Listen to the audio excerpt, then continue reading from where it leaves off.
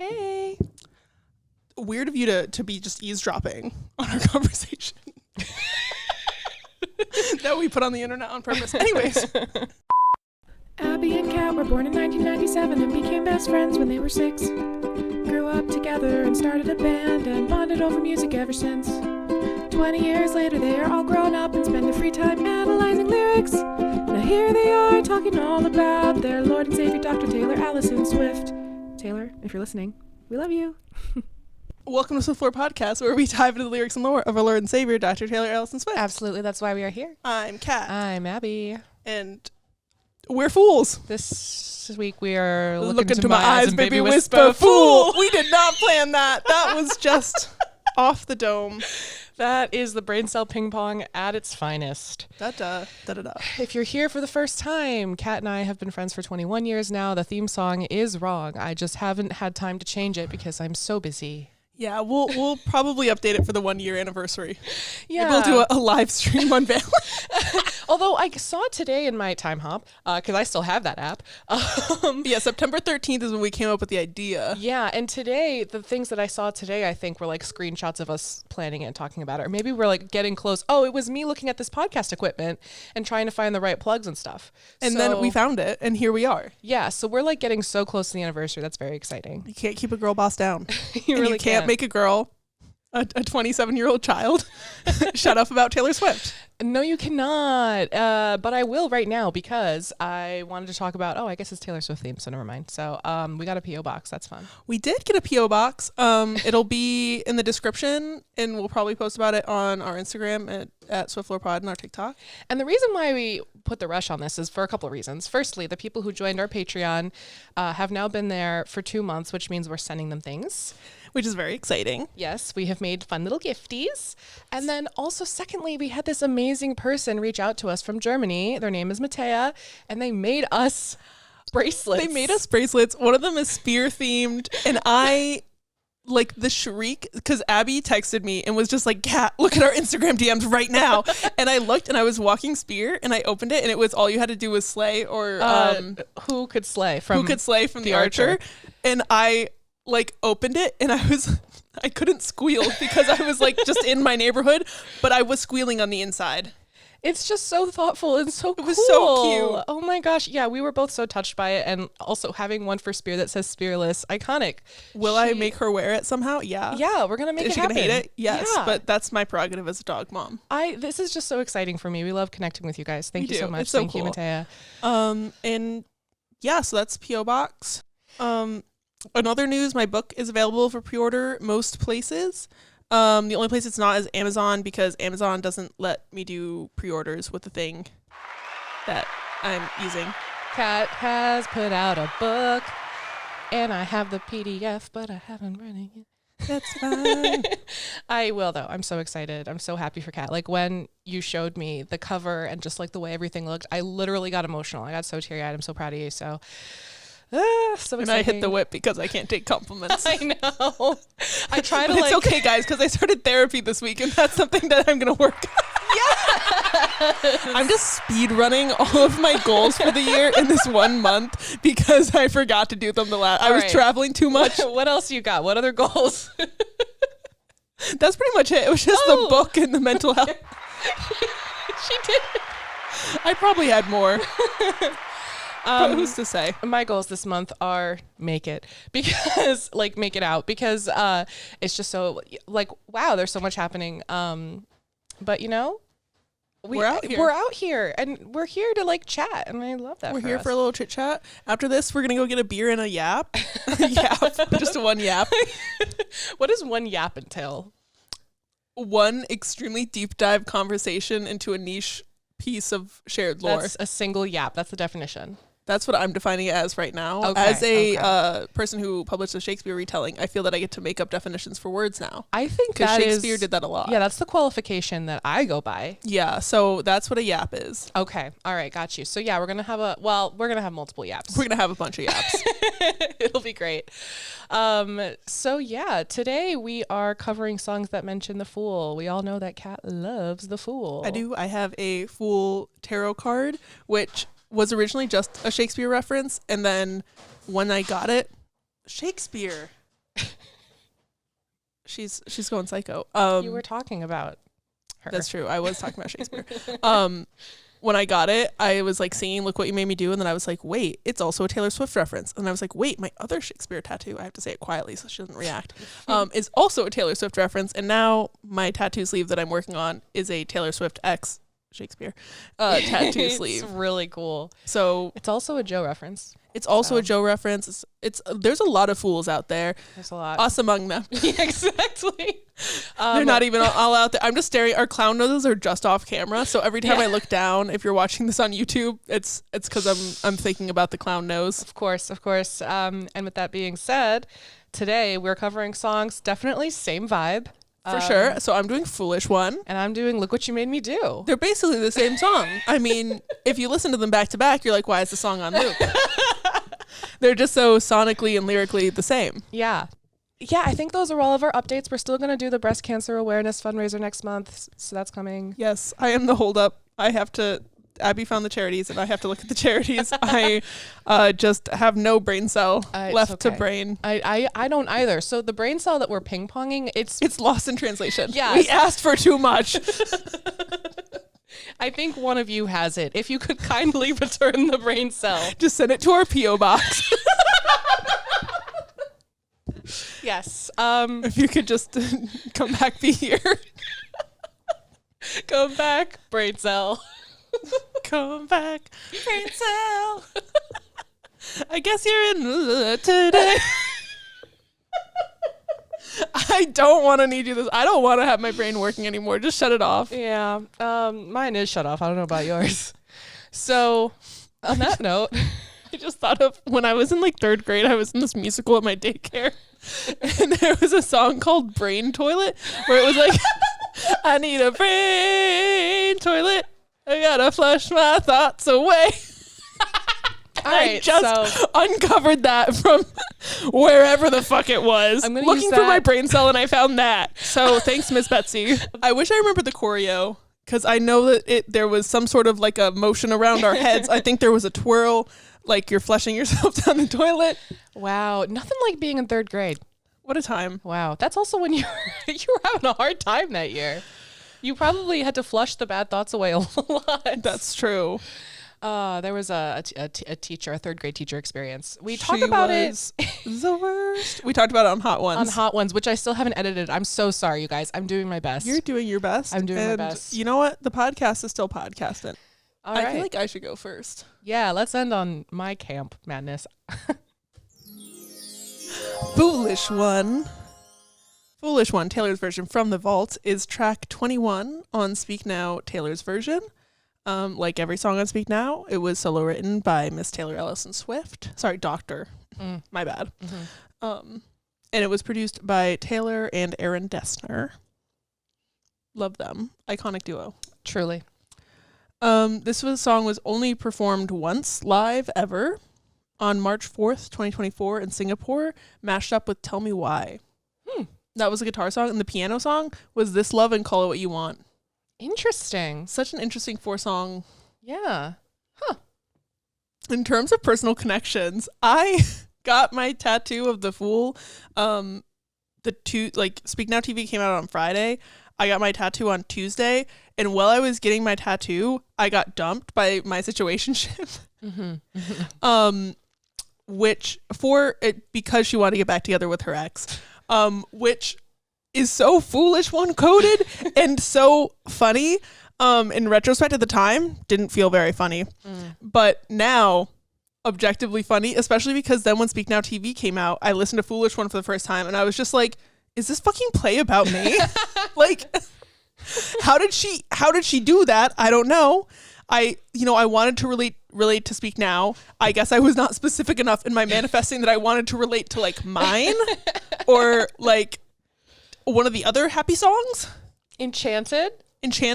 Exactly. I wanted Enchanted, not Foolish One, but I guess beggars can't be choosers. Am I right? You got lost in translation and you asked for too much. Exactly. My overall interpretation of the song is just that like when you're in a relationship where it's not a relationship, and it's very clear that it's not a relationship, but you want it to be one, the other person's kind of stringing you along because they know what you want, and what they want is to be in control of the situation because they're the worst and they suck. And then you just end up really overly invested and you get your heart broken even though you were never dating. And then you have to be like, well, we were never actually dating, but it still broke my heart. And you have to give this stupid fucking little like asterisk every time. Not from experience. I think I listened to the song one time. And what? I know. I what? know. How do you not listen to the song more? I feel like you would like it. I know. I would. And hearing you talk about that, I think the reason is I listened to it and I went, ooh. Honestly, like I feel like most of the song is like a call out for yourself, and it's not until only the outro makes me cry. The rest of the song, I'm like, you're so right, Tay. Also, I have a theory about Foolish One that this is about the same guy that the song Speak Now is about. This is the reality of the situation where Speak Now was the fantasy of her showing up at the wedding and like interjecting and him running away with her, and Foolish One is the reality where she is in love with him and he strings her along even though he's in a relationship, and then he still marries her. Wow. It's also extremely August coded. And I think that's also like listening to this song and then thinking about August. It's like, of course she has so much sympathy for Augustine because she's been Augustine. Haven't we all been Augustine? We've all been Augustine. Who among us has not been Augusted? Truly. Now we're diving right into the lyrics. All right, I let's didn't have a lot of front matter. My cards are on the table. Yours are in your hands. Saying your cards are on the table is a common phrase. It's just like everything is out in the open. You're not hiding anything. You're laying everything out so that people can understand what you're saying. And his, yours are in your hands. So he's still holding his back and like not revealing the truth of his intentions and his thoughts. And she's just like, I love you and I want to marry you. And he's just like, go fish. Thank you. That one I just came up with. Sometimes I plan jokes and sometimes I don't. I was like really in the poker mindset. Like I was thinking very deeply I was about also poker. thinking that, and then I was trying to think of a card name, and I was just like, what I learned in boating school is. So then I went with go fish. You really said brain toilet. I really said brain toilet. Chances are tonight you've already got plans. This is so real. Like, cancel my plans just in case you call. Ow. Like she knows that he's probably booked and busy, but he's stringing her along so masterfully that she can't say like for sure that he's going to be busy and that they aren't going to see each other, because there's always a chance that they are and that it's going to be this fun surprise, but like she can't say definitively yes or no. And so she's just left in this like weird uncertain place of like wanting him to call. But like I stopped picking up, and this song is to let you know why. Chances are I will talk myself to sleep again. I don't have any notes. That's just a call out. That's relatable. That's so relatable. Yeah. I don't talk myself to sleep. I talk myself and my dog to sleep. It's different. She's already asleep. See, Amelia and I get all snuggled up, and then sometimes I try to like tell her about my day. And then she walks away. She doesn't want me to talk to her. That's amazing. She just wants to snuggle, and cats and their boundaries. Valid. She said, listen, I know I'm your ESA, but don't tell me things. Jeez. I'm just here for the vibes, man. That's Spirit I'll talk to her and she'll just, and I'm like, girl, what problems do you have? I give you everything. I made this life for you, Alice. Do you like that I started doing a British accent because Harry Styles' American accent in Don't Worry Darling is so bad? Yeah, I don't think it's an American accent at all. It's supposed actually. to be. I know. It's not, At least he's pretty. Yes. You give me just enough attention to keep my hopes too high. Like, she knows he's not committing to her, and she knows on some level that he's just stringing her along and keeping her on the back burner just in case he wants her later.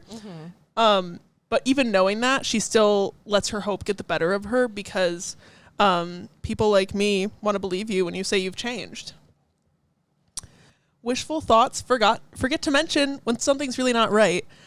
The rose tinted glasses effect, and like as a fellow romanticizer derogatory, I really get this because you just like you have these wishful thoughts about like all these amazing things that could happen, And so you ignore the red flags because you're like, well, what if it changes and it gets better and then this actually everything works out exactly how I want it to, and then it doesn't, and you're like, darn you, wishful thoughts. Yeah, and then you hurt your own feelings. Exactly. And I will block out these voices of reason in my head. Just blocking out the haters. Blocking out the haters. Walk away. I'm obsessed with you. We've all been the Delulu girl. We've all ignored our better judgment because of our wishful thinking. And I really like that Taylor is so honest about that. She's just like, yeah, it was stupid. I'm aware. Moving on. And the voices say, you are not the exception. You will never learn your lesson. How? And girl at home, I am no one's exception. This I have previously learned. Oh. This is her previously learning it. Wow. Right? I never made that connection. Genius made the connection between Girl at Home, but I just saw that they connected to Girl at Home, and I don't know if they did the rest of the note. The rest was off the dome.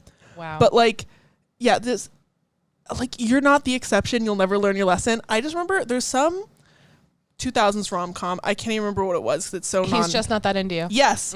Where and I hate this scene. Let me just say with a burning passion, fuck this scene and fuck whatever man wrote it, because you're like, this woman who's like in business, she's an independent woman who just wants to be in love, whatever. She walks in the office and she's like, guys, girls, everybody gather around. I have this mind-blowing revelation. Like, we should not be working off of the exceptions. Like, we should just take things at face value, and like the exceptions are the exception for a reason.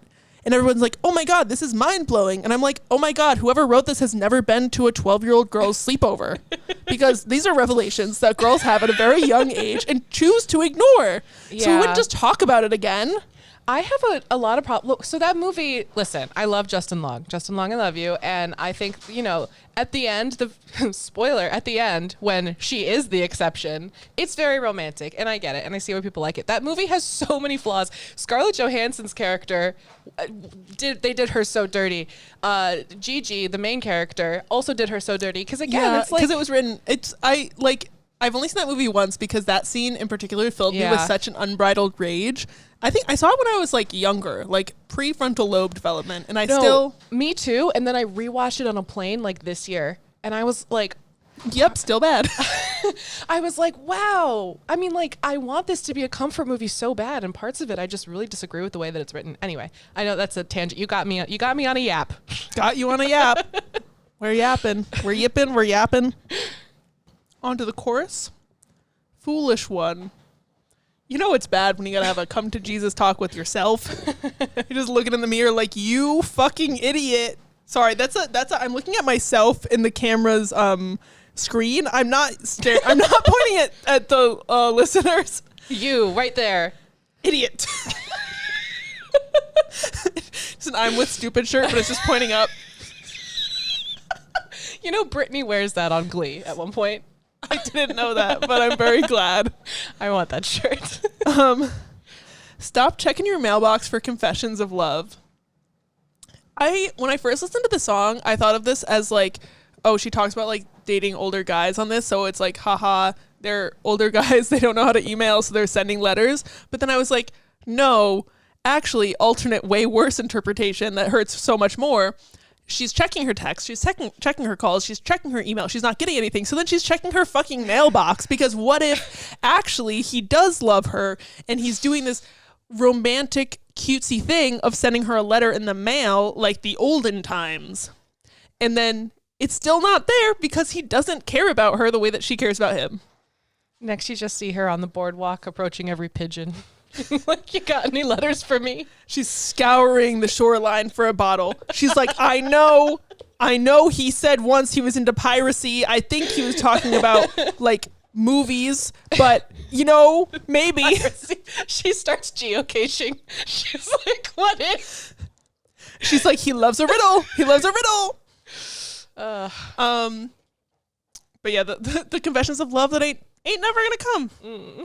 You will take the long way. You will take the long way down Despite the overwhelming evidence, she's refusing to learn, so she'll take the long way down to the truth.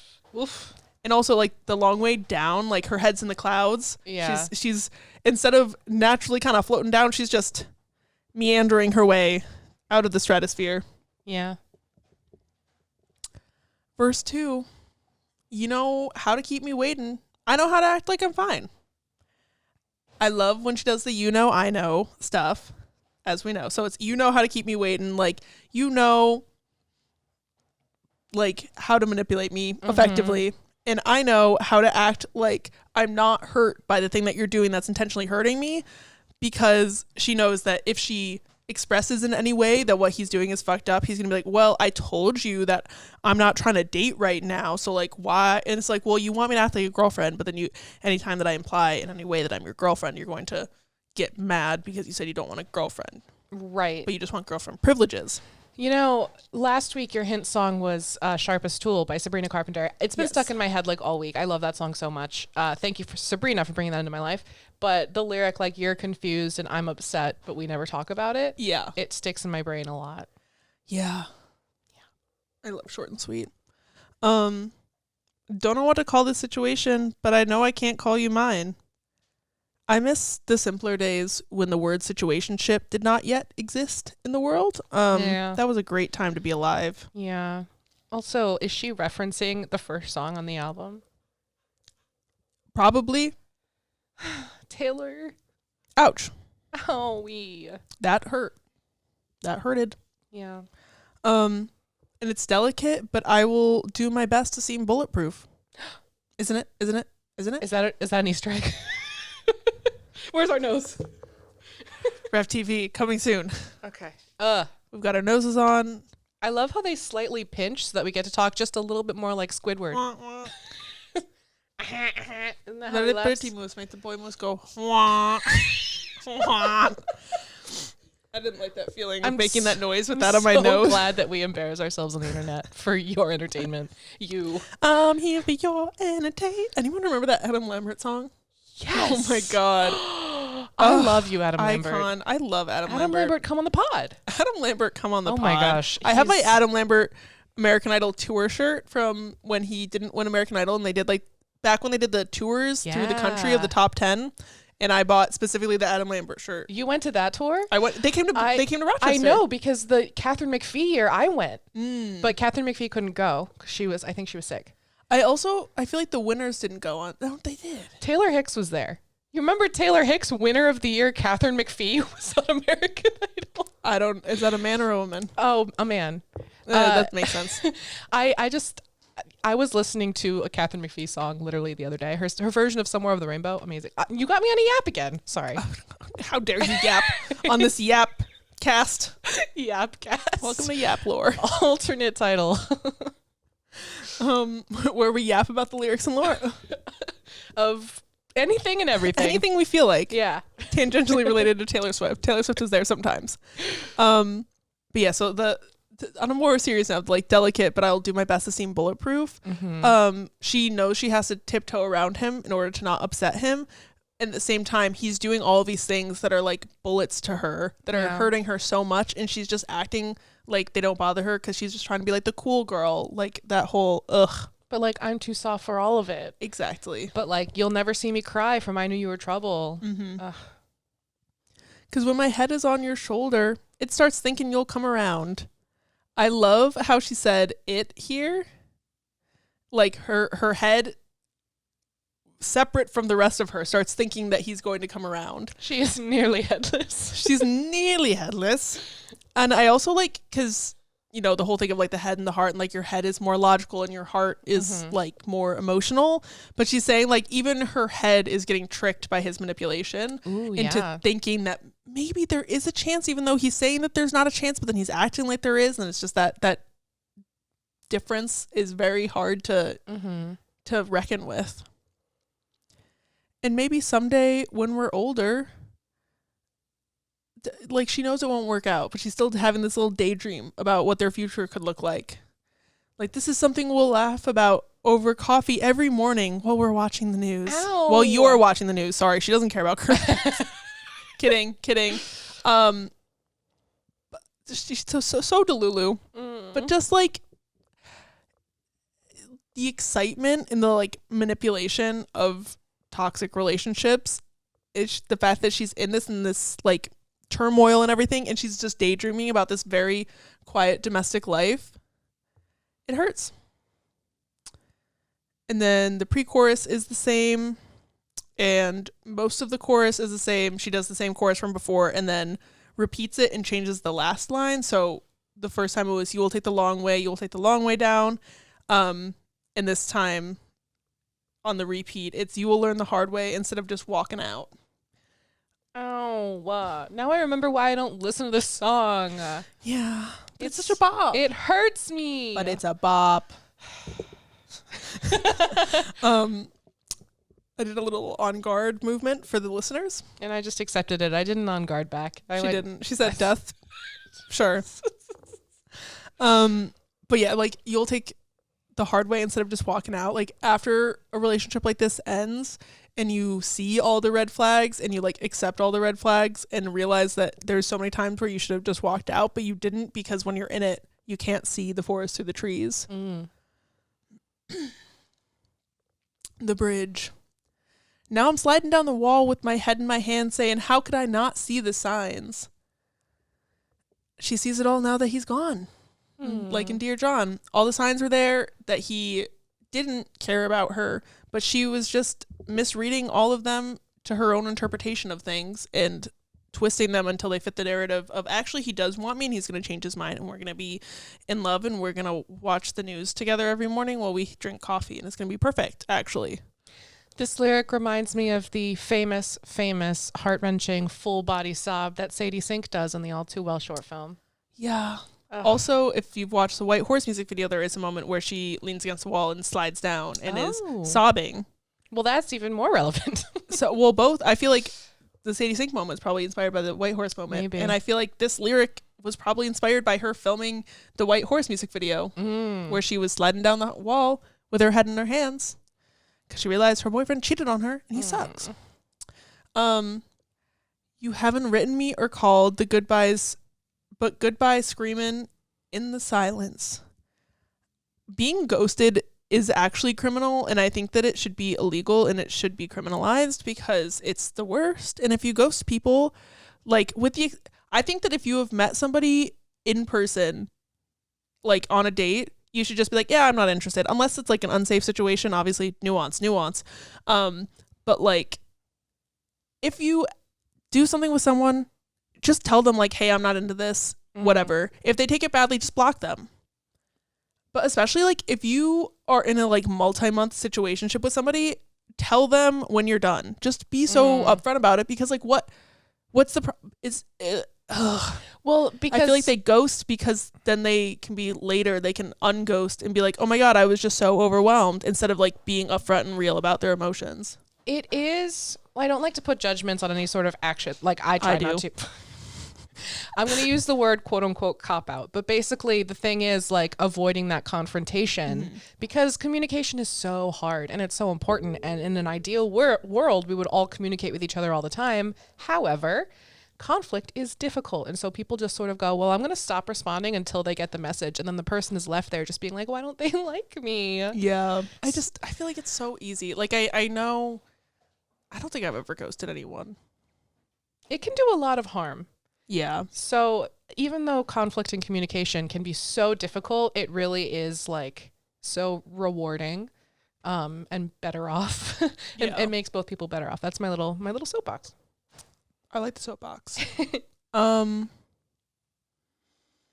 the voices in my head are telling me why. Because she ignored all of them, and now that she can't ignore them anymore, they're all like, told you so, told you so, told you so. Because you got her on your arm and me in the wings. He was just stringing her along this whole time, knowing that he had this other relationship that he was prioritizing, and she was just the backup in case something didn't work out with the girl that he actually wanted. And also, if she's waiting in the wings, that's saying that the whole thing was for show because it's wings of a stage. Yeah. Very sad. Sad. Or she's talking about chicken wings. Not like the food. I meant like she's in the arms of a chicken. That's I wouldn't say it's a valid interpretation. You can move on now. I was thinking when you're like, she's in the chicken wings, I was just seeing like a vat of chicken wings and she's just in there. She's in them? She's in there. She's like, he said he'd meet me here. Meet me in the bucket of chicken wings. And I cancel my plans in case you balk. Oh my goodness. Oh. I'll get your longing glances, but she'll get your ring. This is the line that makes me think of Speak Now, the song, not album. Like, he led her on enough to think that if she showed up and objected at his wedding, that he would run away with her. But in reality, he went, like, we talked about this a lot when I covered Speak Now. Like, he's there. He is a grown adult, probably not there under duress. Like, yeah. He's fine. He wants to do this. Like, it's weird that you think that he'll run away with you. Mm-hmm. Because if he did, that would be a huge red flag. And you will say you had the best of intentions. It kind of reminds me, like, this line makes me think of 13 Going on 30 when she shows up to Mark Ruffalo's character's wedding and she's like, oh my God, he's not going to marry me. He's going to marry this other person that he's in love with. And like, he feels kind of bad because he obviously strung her along, but it was a really weird situation. Not to justify Mark Ruffalo being weird in that movie, but like that feeling of like, he says he has the best of intentions, but like in a realistic situation that's not a rom-com where they end up together because time travel. Love that movie. It's a great movie. Such a good movie. I love 13 Going on 30. Do not get me wrong. But like in the real world, he says like, oh, well, I never meant to hurt you. It's like, it doesn't matter what you meant to do. You still hurt her. Mm-hmm. And maybe I will finally learn my lesson. Love that she puts the maybe in there because she's like, this, my heart has been ripped out and stomped on. Might do it again. And that's dating. Yeah. And then the chorus happens again. It's the same chorus. There's some fun little ooh la la las for the outro. And to me, this outro feels like grown-up Taylor talking to like 2011 Speak Now era Taylor and like comforting her after going through this horrible situation where she was manipulated and strung on by a guy who didn't actually want to be with her. And it just kind of repeats a lot of the chorus lyrics, but then in thinking he's the one, you should have been walking out. Like the after the fact knowledge of I should have walked away. Like, I should have walked away. He was never going to be the one. The one would not make you feel the way that this relationship made you feel. Mm-hmm. Like, if somebody is your perfect soulmate, amazing person, like, they're not going to be manipulating you and stringing you on. Yeah. And, like, you deserve to be treated better than that, especially if somebody who's, like, the one. Foolish one, the day is going to come for your confession of love. Oh God, to be a teenage girl so desperate to fall in love that you will just like cling on to anything, even if it's not a healthy relationship, because you want to fall in love so bad and you want somebody to love you so badly. And it's so like the yearning of being a teenage girl is so intense and ouch. Yeah, definitely. I do not envy her. Like those days were so painful. I hurt my own feelings all the time. Same. When all is said and done, he just wasn't the one. That's the lesson she had to learn. And the thing is, it's not like a one and done lesson because he wasn't the one. But like every time you're in a relationship, you kind of have to relearn that lesson until you actually meet the one. Mm-hmm. Because every time you get in a relationship, if it doesn't work out, there's a reason it doesn't. And it might take however long to realize it. But now she knows some fun new ways to figure out that somebody isn't the one. Baby. Spear's crying. Spear's devastated by Foolish One. As am I. And that is it. Wow. My discussion question is, what is a relationship lesson you had to learn the hard way instead of just walking out? This song. This was the lesson. It was a hard lesson. I've talked multiple times. I had a very like personally defining relationship in college that it was just like, you just sort of have to learn about yourself. You have to learn how to love yourself. You have to learn who you are. You have to learn what you deserve and what you're worth. And like, that takes time. And especially if you struggle with, anxiety, depression, or whatever, especially if you're struggling with something else, it can take a little longer to learn that lesson. And it's a really hard period of life and a really hard thing to get through. With that being said, you do get through it and you do learn that lesson eventually. And so if anyone is going through that right now, that is what I'm wishing for you. And also my heart goes to you. Yeah. I think there's every relationship comes with some sort of a hard lesson, however it ends. Yeah. I think for me, one thing is just if somebody acts like they don't care about you, they don't care about you. That's why they're acting like that. There's not any sort of other reason. They could be going through something, but if you're going through something and you care about someone, you still would make some sort of an effort. So if somebody acts like they don't give a fuck, it's because they don't give a fuck, and that's not your fault, it's theirs. So that is that, and that is foolish one. Whew. All right, look what you made me do. Wow. I would like to let you know that I did pull out a black Reputation-inspired bodysuit, and I thought about fully committing and wearing it and curling my hair, because the length of my hair is kind of Reputation era. So I almost did that. And then I said, I'm tired. That's so valid. So I'm wearing black. You know what? That's what you're getting. And also, people usually just listen to the audio of the podcast anyway. Fine. So what's the purpose of me getting all dressed up, With that being said, it's funny that you had mainly you had less front matter and more lyrical stuff, because mine's the opposite.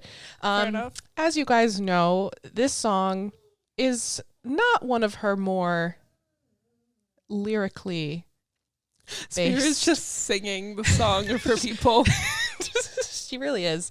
If you hear whining in the background, that is poor Spear in a crate. Poor Spear baby. She's just a little baby. So, Look What You Made Me Do is the 6th track and the lead single from Taylor's 6th studio album, Reputation, which will be re-recorded at some point. Eventually. Hopefully. On August 23rd, 2023, Look What You Made Me Do, Taylor's version from the unreleased Rep TV, was teased in a trailer for the Amazon Prime Video series Wilderness. But she didn't release it. No, which is interesting. Rude is what it is. Yeah, what's the deal with that? Whatever. This is a Swift and Off production. That's what we call when Taylor and Jack produce a song together. Taylor and Jack do a song, that's when.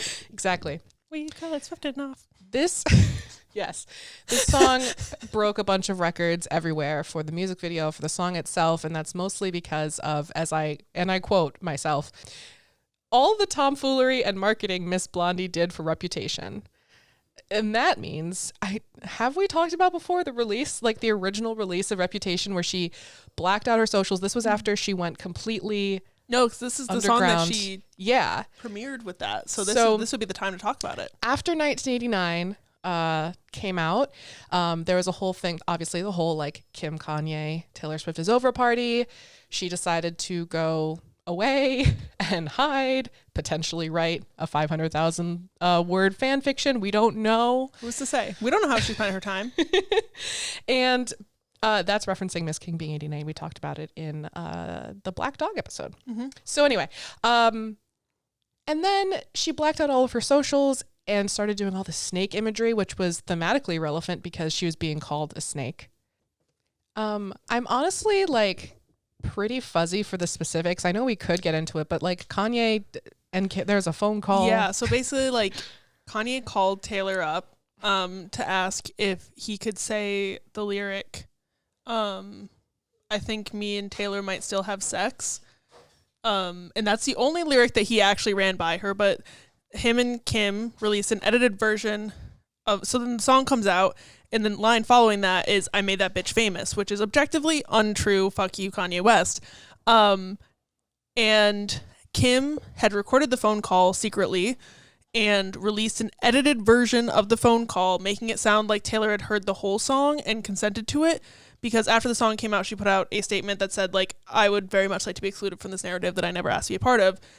Not to mention the music video where there was a wax figure of her naked body without her consent. Okay, literally revenge porn. But Kim made it seem like Taylor had okayed all this ahead of time and was now playing the victim. I'm doing air quotes. and that was objectively untrue. And then Kim also, like, whatever it was like World Snake Day, so she sent all of her millions of followers to go comment the snake emoji all over Taylor Swift's everything. Yeah, and so naturally her reputation was ruined at the time. People were chanting like F Taylor Swift at Kanye's concerts, right? And like she talks about this in the Miss Americana documentary, and so naturally she decided, you know what, I'm gonna go under the radar, because she felt like no one wanted her around anyway. Very sad stuff, very devastating. No one deserves to go through that. No one, absolutely no one. And that's really hard. And quick little sidestep here, it's scary because, like, especially with the use of AI imagery and stuff like that, and now everything you see on the internet could very well be fake. But people are putting things out, people are believing it, and that can be very harmful to people. So that's a general disclaimer to anybody that nothing you see on the internet, I mean, like, some of it's real, but for the most part, like, a lot of it is fake. Yeah, you got to use your critical thinking skills on, like, a lot of stuff. Like, that wasn't even a joke. That's just, like, genuine, like, the level of, because sometimes you turn your brain off and you go scroll on social media, but if you see something that you're like, that's kind of weird, you should be thinking about, like, fact checking it with an actual source. Definitely. I mean, I saw like an apartment was listed today, and I'm like, this is a beautiful apartment, and like it looks too good to be true. The price is too good to be true. I did a little bit more digging. The woman selling it was clearly a bot. Like, it's the things on the internet now. It's very scary. That's a whole other thing, but. Circling back. So Taylor disappeared. Then she blacked out her Instagram, and then she drops, boom, this song and the music video. Oh, she is so like dramatic, affectionate for this. Like, I love that for her. And like, when this music, I'm going to be honest, I don't love listening to this song. Like, I'm not just like, man, I'm going to listen to Look What You Made Me Do Today. Like, if I'm listening to the album, I probably won't skip it. But like the music video, this is one of her best music videos of all time. This music video, and honestly, that's a lot of the front matter, is this music video. But Taylor Swift has said herself that in 10 years, people still won't have found all the Easter eggs in it. I can't possibly go through them all with you today. You should just watch the music video. It's amazing. And she looks just a great little walk down Clownelia Street, you know? She looks so good in this music video. She looks so good. I know that at the time too, like, people had mixed feelings about this era. A lot of people thought she was trying too hard to be like edgy. Yeah. But you know what? She deserved this. Let her have fun. Let her have fun. Let her try on some different hats. Let her express herself. Exactly. And we got so many bops out of it. It's me. I rise up from the dead. I do it all the time. Yes. So, this song is interpolated with the song I'm Too Sexy by Right Said Fred, which was my hint song for last week. I think that's a strange choice. I respect it. I remember when this song came out, people were just like, so it's like building and building and building. Then the chorus is kind of a letdown. Like, that's one criticism I've heard from this song. And then everyone's just like, so she's just singing I'm Too Sexy for my shirt. I don't know. Whatever. I like this song. I think the song is fun. It's a bop. It's not on any of my playlists, but a bop is a bop. A bop is a bop. And it makes me feel powerful. Like, I don't know. But the reason why I know the song I'm Too Sexy, you'll probably know it too, is from the Shrek 2 DVD American Idol After Effects. Yes. The bonus feature. Yes. On the Shrek 2 DVD, where Prince Charming sings the song for Simon Cowell, and you get to vote for who wins American Idol, and if you choose him, then Simon goes, that's wrong, and then sings his own song. I love Shrek 1 and 2, the only Shrek movies that exist. And then they just stopped doing the franchise. They decided to end on high note, and they didn't give Shrek daddy issues. I don't know. I stopped watching after a while. But the first two, quality. And that bonus feature, we need bonus features back. That's what streaming really took away from us, is bonus features. The early 2000s with the bonus features on the DVDs, they were so good. Great. Like, I loved when they would do, like, I think it was also Shrek that did, like, bloopers for their animated movie. Yes. It's like, no, this isn't a blooper. Somebody had to put time into animating this. Like, I love Incredibles had it too. Yes. Oh man, yes, Incredibles. I don't know if Shrek had it. I'm thinking of the Incredibles. This is like the golden era of entertainment for kids. Like, we had it all. We did. And now we just have sad beige. We do. Shades Stop of trying gray. to make your kids aesthetic. Let them be fun. The Fairbrass brothers. That's really hard for me to say. The who? The Fairbrass brothers. They're the people. They're Right said Fred.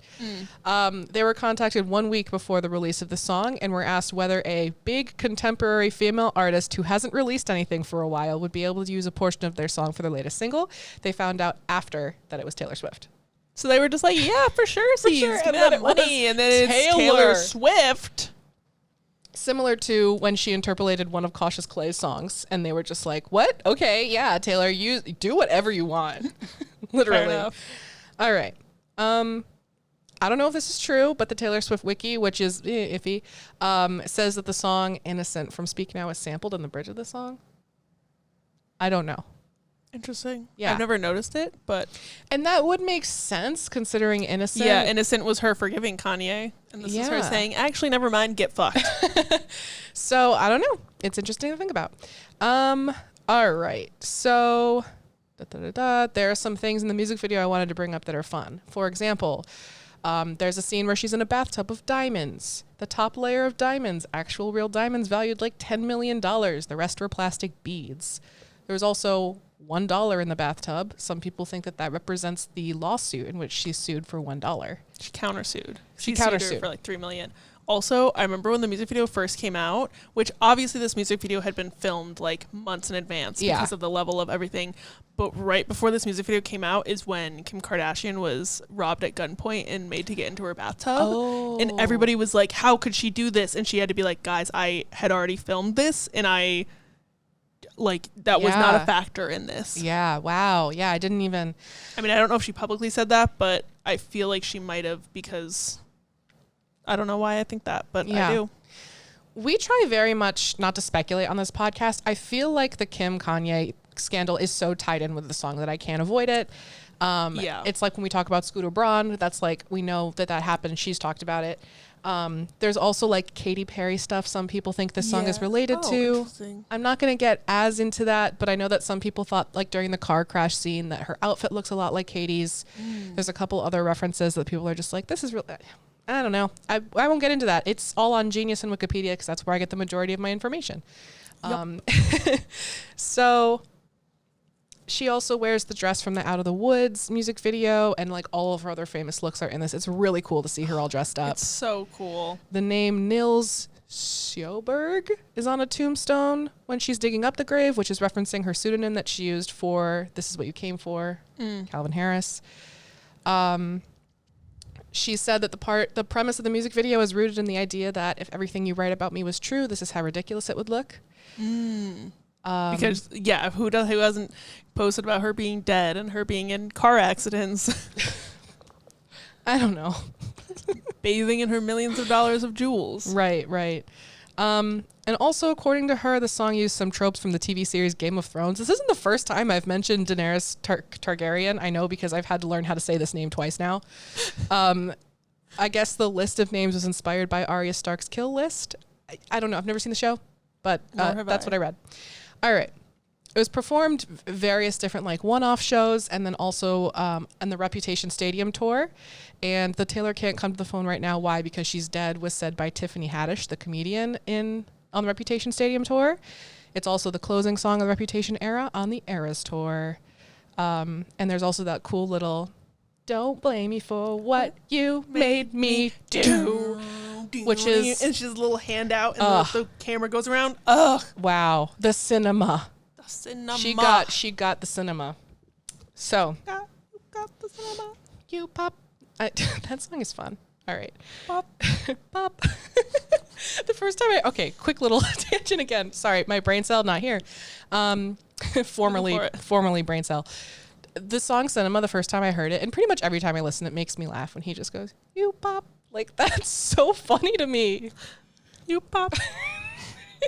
So silly. That's just like little guy. A simple joy. All right. So anyway, this is a quiz for you, Kat. Oh. Because we're about to get into the lyrics, and there's not too much to say about a lot of the lyrics, but out of curiosity, how many times do you think Taylor says, "Look what you made me do," or a variant in the song? So that includes "Look what you just made me do" and "Look what you made me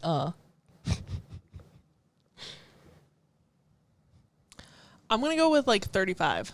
Oh my goodness, it's 39. 39. 39. You were very close. I was really close. I almost said 27, and I was like, no, that's just my age. That's numbers just top of mind. Anyone out there who also guessed, did you get it right? There are only 24 new lines of lyrics in this song. Most of them are repeated. She said, you're going to learn your lesson. This is your fault. Get fucked. But can you, only 24 lyrics is wild to me because her songs are so lyrically heavy. In this one, it says, I don't like you, 4 times. She said, I'm going to bring this down to your reading level. Yes. She went to a 3rd grade level. She said did it to make fun of toilet. She said brain toilet. She said, this is for Kat and Abby's 3rd grade teacher. Derogatory. So anyway, now we get into the lyrics.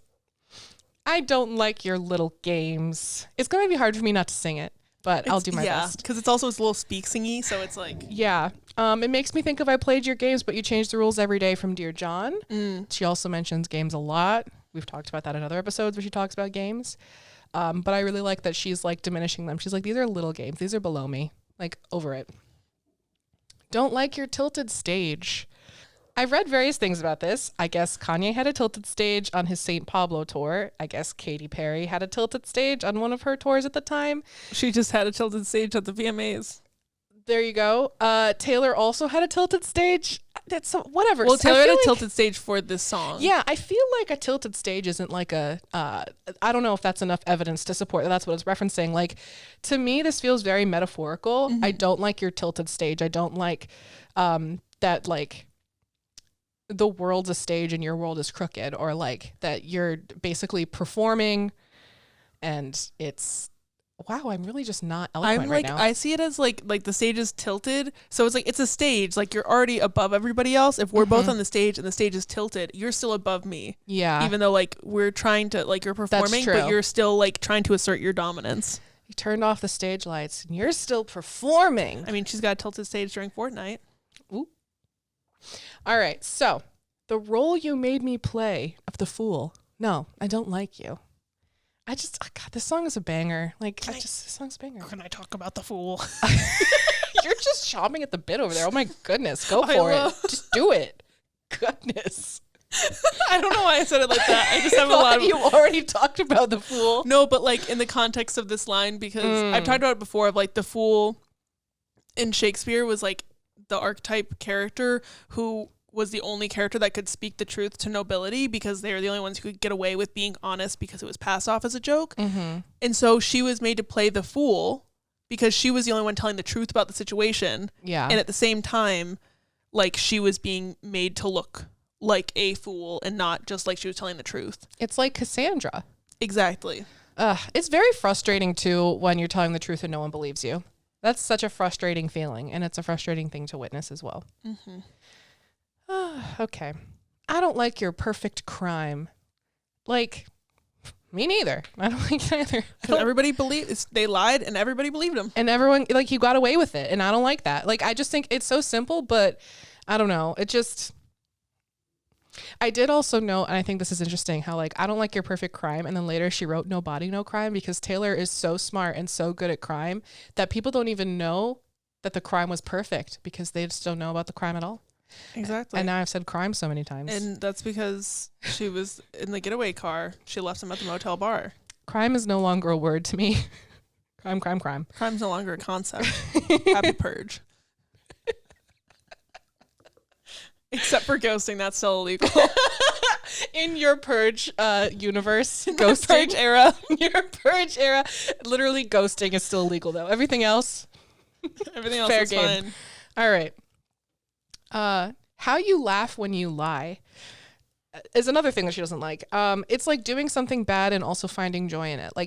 She's being lied to and they think it's funny. Mm-hmm. Also, this is why I said poker earlier when you brought up Go Fish, because poker face. Both of our songs reference to me, how you laugh when you lie is also kind of referring to his tell. He's playing a game and he's lying. And she's he laughs when he lies, but no one believes her. But she knows. So I don't know. She's smart. You said the gun was mine. That's shitty. Don't do it. He committed this perfect crime, and he was like, but, you know, it was her. Like, it was her, though. The crime was only perfect because he could frame her for it. Right. Yeah. Isn't cool. No, I don't like you. Yeah. I literally just wrote, it's not cool. The shape of your body. It's not blue. The feelings she's got. My notes for this, I'm telling you right now. It's a fool summer. These notes are nonsense. They're nonsense. Come on, my joke was funny. I want Sorry, more say attention. it again. Fool summer. Thank you. I was like, let's circle back to what I was. If I had registered it, I would have laughed the first time time around. I repeated it. Okay, I appreciate it. I was like, no, you couldn't have heard it. No, that true. deserved at least a little exhale chuckle. Instead, it got like that laugh that Justin Bieber made fun of in that one clip of him making fun of the interviewer. Where he's like, I like your laugh. I think about that clip like once a week. Like, imagine you're interviewing Justin Bieber. He's like 14 at the time, and she's an adult woman. and she like compliments him and then like laughs, and he goes, I like your laugh. I don't like how you laugh when you laugh. I don't like how you laugh when you laugh. Don't make fun of people's laughs. It's a bitch That's ass rude. Move. Laughter is so joyous. Okay. But I got smarter. I got harder in the nick of time. Every time she's burned or bruised, she recovers and ends up stronger. It's like what doesn't kill you makes you stronger. And nothing, like, she's pierced through the heart but never killed. Mm-hmm. She's a phoenix rising from the ashes. Like, all of that, you know? All of it. Honey, I rose up from the dead. I do it all the time. Walk it off. I got a list of names, and yours is in red underlined. Genius kept talking about the movie Mean Girls. This Regina George is a fugly slut. Okay. Well, because they specifically said, like, this referenced Regina George and, like, the Burn book. And then later they brought it up. I know, it's a stretch. It's a reach. And it's a stretch. And I'm going to bring it up again. No. I don't think it's a stretch. I think it's weird that Genius was really set on it, though. Yeah. Well, you know, Genius and its writers, sometimes they just need therapy so bad. I check it once. Then I check it twice. Taylor Swift to Santa confirmed. If anybody could do it, it would be her. Oh, that's true. No one works as hard as Taylor Swift, not even Santa. And she loves Christmas. Is Taylor Santa? Have you ever seen Taylor and Santa Claus in the same room? I can't say I have. Has she ever performed a show on Christmas? No. No, because she's booked and busy. Wow. I think we might have just cracked the case. This is why the Eras Tour is ending at the end of November. Yeah, she's got to prepare. She's got to head up back to the North Pole. She's got to get some shit done. Do you think Jack Antonoff is an elf? Yeah. So is Aaron Dessner. Yeah. Travis is Mrs. Claus. The gang's all here. All right. Squad up. Who's Rudolph? Jason. I'm so sorry, Jason Kelsey, but Rudolph. But you give Rudolph vibes, you know? And that's a good thing. All the reindeer loved him. Okay, so... And he had a cool red... He had a red clown nose. Are we Rudolph? Maybe Rudolph is the Swiftlores we made along the way. Then we get into the chorus. This is the part that's interpolated with I'm too sexy. So Genius, this is where Mean Girls comes back in. Genius said that this is also inspired by a song called Operate by Peaches, which is the song used in the Halloween scene in Mean Girls. Like the... Yeah. Yeah. Everyone knows that song because that scene is so iconic. I don't know the song. Okay. He was like, everyone except for fucking Cat. I don't know any words whatsoever, but it's the one that goes... You remember? And she's like watching Regina and Aaron kiss. Vaguely. All right. Well, blocked it out. Blocked out the haters. I think if you heard the song, you would immediately go, oh, yeah. Probably, yeah. Anyway, I don't really hear the resemblance, to be quite honest. Like, they're both bops. The overlap is the bop. The overlap is the bop. So then we get into, oh, look what you made me do. Like, I love that earlier she said you committed the perfect crime and said it was me. Now look what you're making me do. Look what you made me do. Like, I came back from the dead to haunt your ass. Like, exactly. And I love that energy for her. After this song came out, Taylor liked a Tumblr post that said, She always was a very open person and always showed her true self, but it always got twisted around on her. So now she's saying, look what you made me do. I have to play into your character of me now so that no one can turn anything against me again. And she liked that. I also like it. Just like me and Taylor Swift are like the same person. No, for real. All right. Second verse. I don't like your kingdom keys. She talks about fairy tales a lot. She's basically saying, I don't like that you have the keys to the kingdom that once was mine. Like, how dare you? Also, Genius was also like, well, kingdom keys starts with K. And that's a stretch. It's just a stretch. The person at Genius who wrote that note, I want to imagine their face when Thank You, Amy came out, and they just were like, it's not a stretch. Yeah, it's not a stretch. My God. This person is like yoga master. Yeah. Like they brought their They mats. are bendy. They are stretchy. Yeah. They are reaching. And I love that for them. Love it. All right. They once belonged to me. So as I said before, like that kingdom used to be hers. I also talked about like her albums were stolen from her as well later. That hasn't happened yet because Reputation's like the last stolen album. Mm-hmm. But she might have known like what was going to happen because this was the last one in her record contract. Yeah. I think she like at this point she's just basically like, you know what, all of you guys are betraying me and I'm over it and I'm here and I'm stronger and I'm going to take you all down. And then she did. All right. You asked me for a place to sleep, locked me out and threw a feast. What? Just like got betrayed. Like this was a person that she thought she was friends with and then they locked her away and like celebrated in her kingdom. Dick move. Rude. All right. The world moves on another day, another drama, but not for me. All I think about is karma. Obviously, we know that Taylor loves karma. She, in her like 100 Questions with Vogue, they said, you know, what's one thing that you believe? And she said karma is real. Then there's the whole conspiracy about the Karma album. And then she put the word karma in this song. And then she came out with a song called Karma. Taylor. I just called you Taylor. Oh my God. Kat is slowly. Is it because I put on the clown nose? Yeah, Taylor. I just called you Taylor a second time. Kat was slowly Taylor, putting come on the pod. A clown nose. If this doesn't convince you, Taylor, to come on the pod. All right. I'm losing my mind for real. We'll even give you a clown nose. Ooh, free clown nose. I know that she's like hurting for more of those.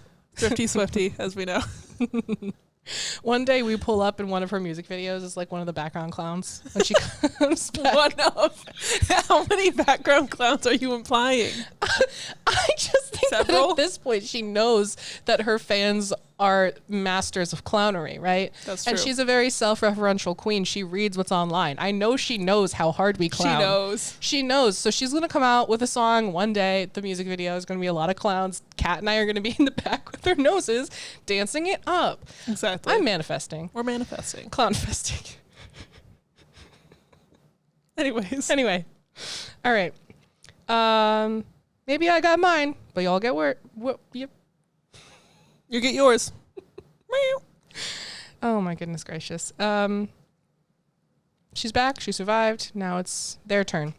Yeah, she's like, I already went through the worst thing that I could go through, but honey, you got a storm coming. Absolutely. Thank you for translating. It's I got nothing going on in this head of mine. All right. The bridge. I don't trust nobody, and nobody trusts me. I'll be the actress starring in your bad dreams. Oh, it's such a good line. This bridge is so good. This bridge is the drama. The drama. I want the live version of this released so bad. Yes. And also just like in the live version when and in the music video when all the versions of herself are climbing, like it's so cinematic. I want to just squeeze it. I love it so much, you know, and I just love it. I love drama. I love a drama moment. So this really hits. She has this trauma response. Like, I don't trust nobody. Nobody trusts me. Like, I'm back and I am like different. I am changed. I'm here with like a new attitude.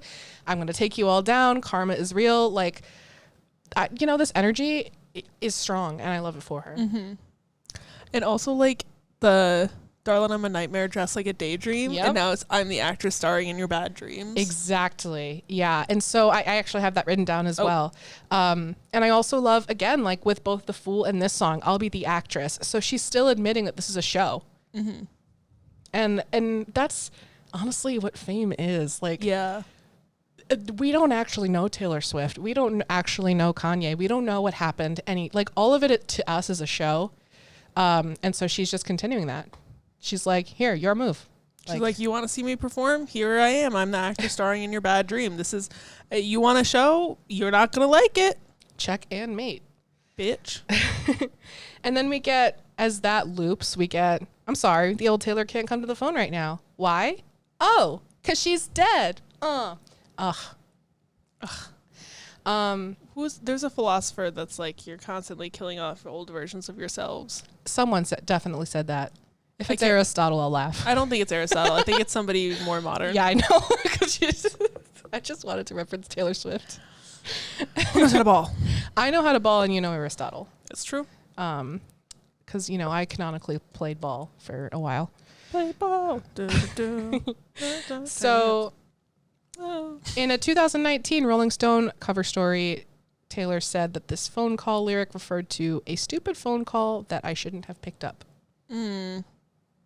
So, speculation. And also, she said later that she just did not feel comfortable being on the phone with anybody for years after this situation. I can't imagine, it's scary enough for me to know that everything I do is recorded, everything is tracked. Yeah. But when you're high profile, literally everything is tracked and can and will be used against you. And especially depending on what state you're in, there New York State, for example, is a one-party consent recording state, for audio recording. So if I want to record a conversation that I'm having with someone, I can do that.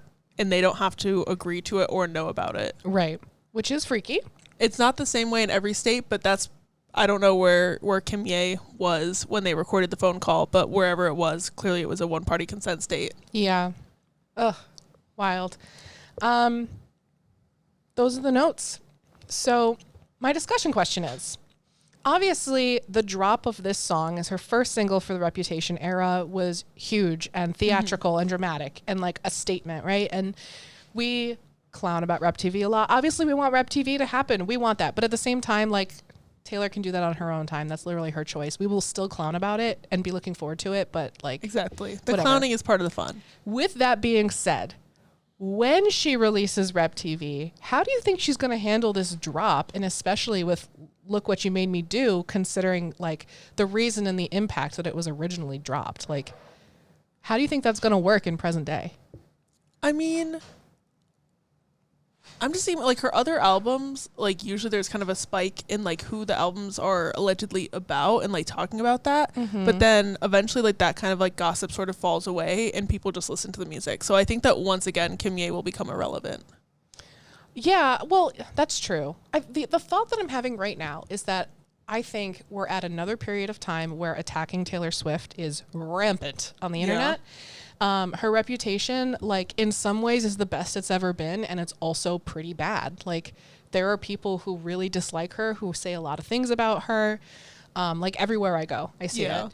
And so I'm wondering if this release is going to have anything to do with that and acknowledging that fact as well. I do wonder, because I know the Reputation Stadium tour, one of the most iconic things that Taylor Swift has ever done, is that Reputation Stadium tour opens with a bunch of sound bites of different journalists and TV personalities and stuff talking shit about Taylor Swift's reputation. And she invited everybody that she clipped in the intro to opening night in LA, and none of them knew that she had invited them to be haha, get fucked. Right. My reputation is better and yours sucks. I remember Perez Hilton specifically went, fuck Perez Hilton. And I say that with my chest. What kind of gay person outs other people? Sorry, I'm still salty that he outed Lauren Haregi from Fifth Harmony. Yeah, outing it's been people. Years, but I'm still mad. Especially when you're gay. It's still happening too, and we've talked about that before. It's still happening. People are getting rushed out of the closet. Just respect people's boundaries, please. Just everyone. Be so normal, please. Oh my goodness gracious! And on that note, after our very normal podcast, where I had the normal amount of intelligence, as did I. Thank you so much for listening. Yeah, for sure. So the translation of what Abby just said, if you're listening on Spotify, give us 5 stars. If you're listening on Apple Podcasts, also give us 5 stars, and also leave us a little message, because when we see it, we go, oh my God, this is so nice. And then we send it back and forth, and then we feel really great. We do. You can also leave comments on Spotify now, and we have polls every week up. We also post clips and things on our Instagram at Swiftlore Pod. And on our TikTok at Swiftlore Pod. And we have a Patreon that we talk about every time, because we've got fun stuff happening on there as well, such as Swiftlore After Dark, where we have extended episodes and other fun, cool things. And this month, we're watching Aquamarine on a little live stream with everybody. It'll be really fun. It'll be so fun. And so I want to give a little shout out to our Swiftest tier patrons. I just accidentally licked the microphone. Look what you made me do. Look what you made me do. Lick what you made me do. Okay. Thank you, September, Ashley, M, Bethany, Tracy, Liam. Slay. My hint song is Youth by Troye Sivan. My hint song is Golden by Harry Styles. Ba-da-da-da. Do-do-do-do-do. And on that note, crispy high five. Crispy high five. Ooh, that one hurt. Yeah, really did. Just like Foolish One. True. Bye. Ugh, that was like, we did not harmonize well. No, we did not. That was the beginning of Pitch Perfect kind of harmony. Definitely the beginning of Pitch Perfect.